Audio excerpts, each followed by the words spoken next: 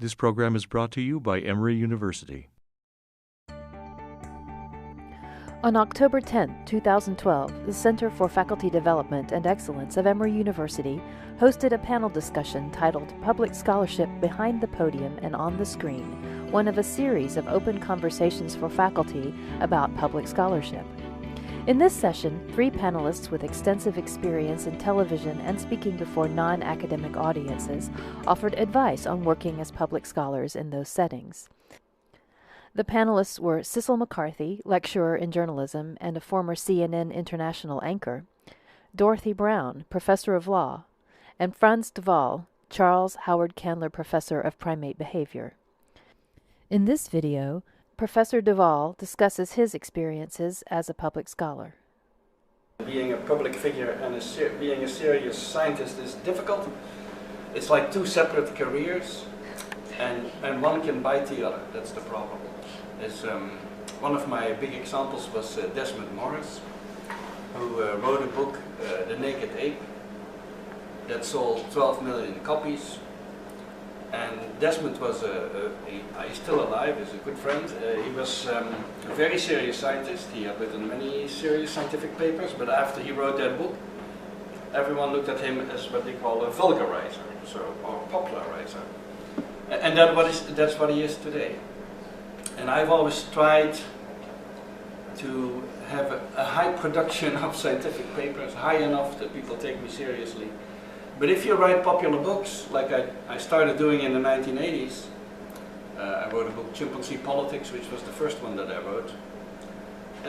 You cannot keep the attention of the audience with graphs and tables and data and academic topics, like my fight with the other scientists and stuff like that. And so you need to tell stories. You need to say, one day I saw this, and of course I worked with animals.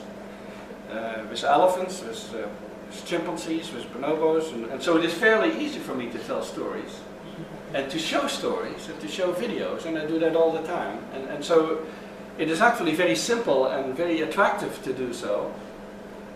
But the risk is that people at the end say, well, you know, it was sort of convincing, but it's only stories. You know?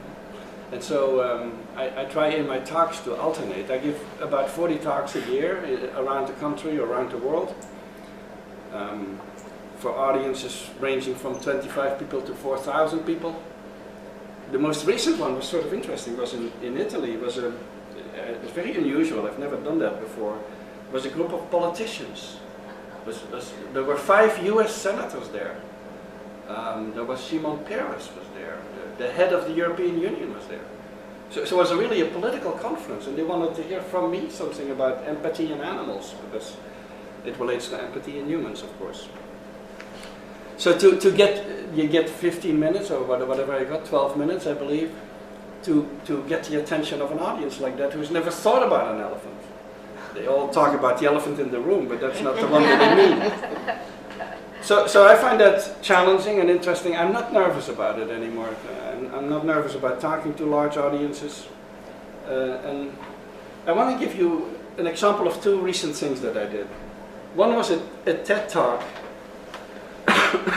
that I gave here in Atlanta, at the zoo, actually, at the Zoo Atlanta. A very appropriate place for me. It's called a TEDx. I just yesterday looked it up. It has now 827,000 views, so since it's only on the web 6 months, it's going to go to 1 million, I think. And I'll show you the very first part of the talk, which has some of these elements that were just mentioned about making it personal and let me see. This is the TED Talk. I was born in Den Bosch, where the painter Hieronymus Bosch named himself after. And so I've always been very fond of this painter who lived and worked in the 15th century. And what is interesting about him in relation to morality is he lived at a time where religion's influence was waning, and he was sort of wondering, I think, what would happen with society if there was no religion or if there was less religion? And so he painted this famous painting, The Garden of Earthly Delights, which some have interpreted as being humanity before the fall or being humanity without any fall at all. And so it makes you wonder what would happen if we hadn't tasted the fruit of knowledge, so to speak, and what kind of morality we would have. So yeah, so you get a feel. I start with a few personal anecdotes, and then I launch into the real topic, which really interests me, which is the origin of morality. And in TED Talks, you get only 18 minutes, so you have to be very compact, and it's going to be taped. They have all sorts of cameras around you, and then the TED organization selects among all the TEDx's because they get, I think, 5,000 talks a year or so. And they select maybe 100 a year to go onto their big website. Another thing I recently did was the Colbert Report. Let me say one thing about this. You have to be careful with these things. Like, the Daily Show also contacted me recently, actually, for an interview. And this was not an interview with Jon Stewart, which I would have done right away. But this was an interview with John Oliver, who does the interviews for the Daily Show and makes fools of everybody. And so this was about a topic that I'm actually interested in. It's like the role of the orangutan in human evolution. But it's a very controversial topic, and there's two positions out there. And he managed to interview two people, and he made total fools of them. Associating them with orangutans and stuff like that. And so I had refused this interview because they manipulate. I don't know if you know how the Daily Show operates. They manipulate everything. You think that the interviewer is making the facial expressions that you see on your TV screen, but he's making them on a different camera at a different moment. The guy who's sitting in front of him is never going to see that kind of stuff. So they completely edit the thing together, and they can look you any way they want to.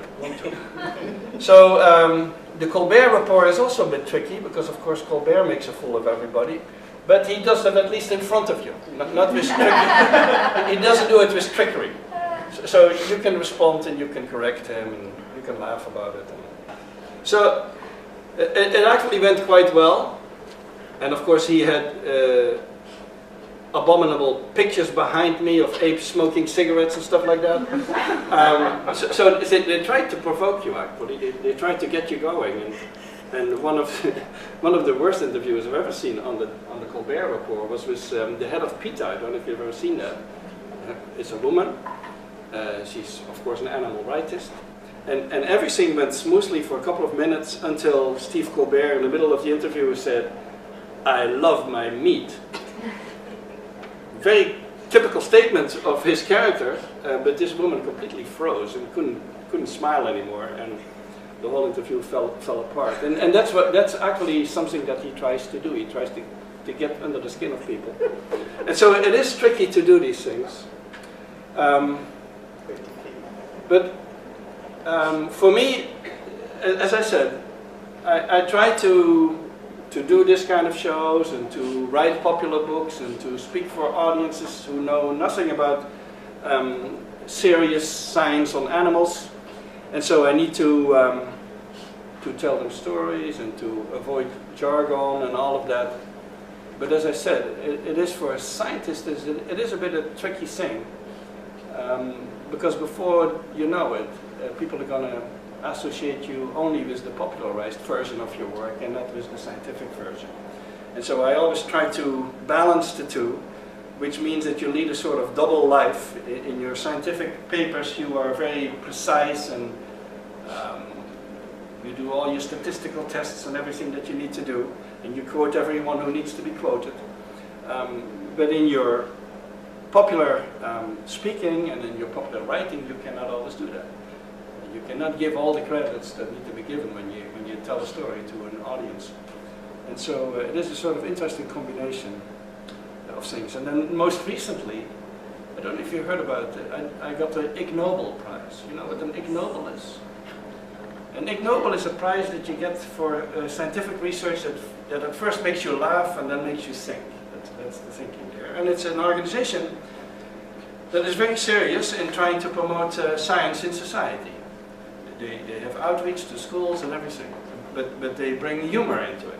And so we had actually written a serious scientific paper. The title of the paper was Faces and Behinds. And it was about how chimpanzees, when you show them on a computer screen, you show them the behinds of chimpanzees, they can match the faces that belong to that behind.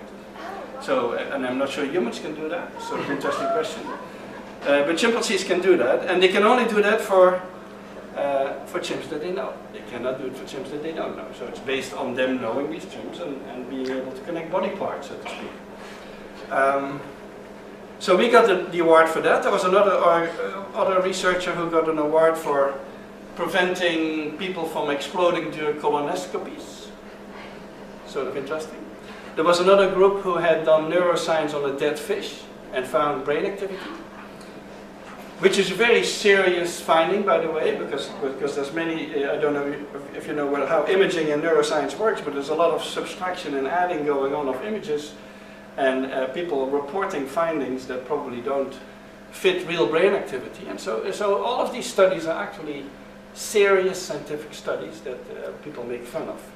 And so I went to this event at Harvard where they had I think 2,000 people in a big room who were throwing airplanes at the scientists. That's what they were doing.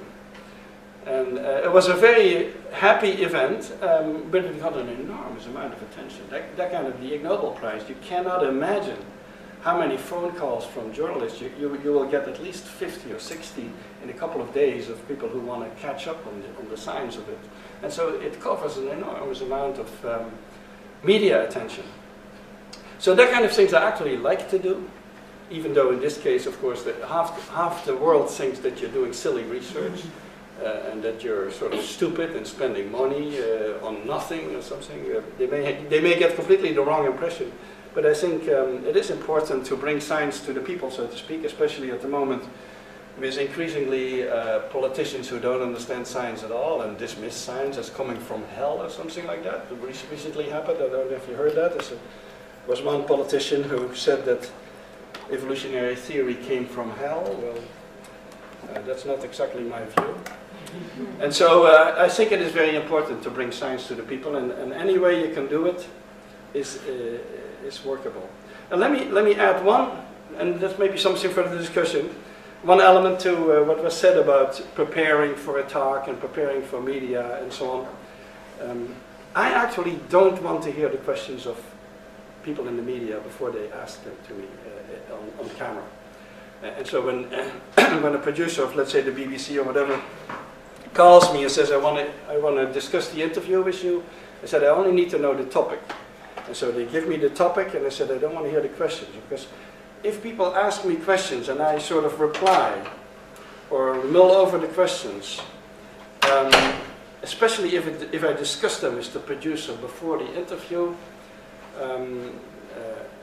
your answers are going to be less fresh, so to speak, than when they ask them to your face while you're not really prepared for them. The same sort of thing happened with the Colbert Report. When I went on the Colbert Show, I got an enormous amount of advice from my colleagues here at Emory, who were all telling me what I should do. And some said, you need to be funny, and others said, you need to keep your mouth shut. So they had all sorts of advice of what I should do.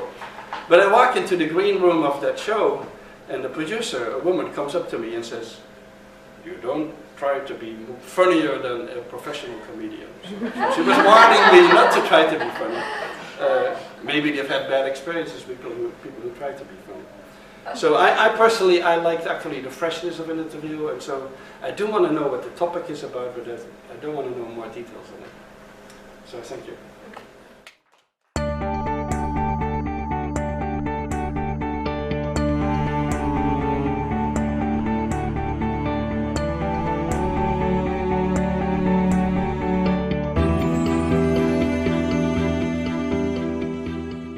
The preceding program is copyrighted by Emory University.